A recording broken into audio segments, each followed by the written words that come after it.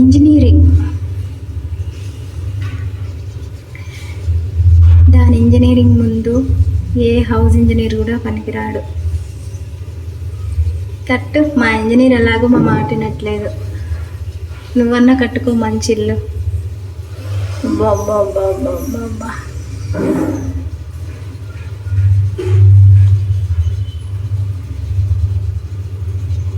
అసలు భలే గల్లుతుంది గూడు.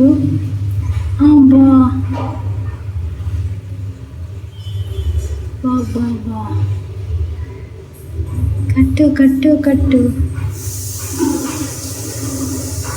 అంత తెలివే నీకు.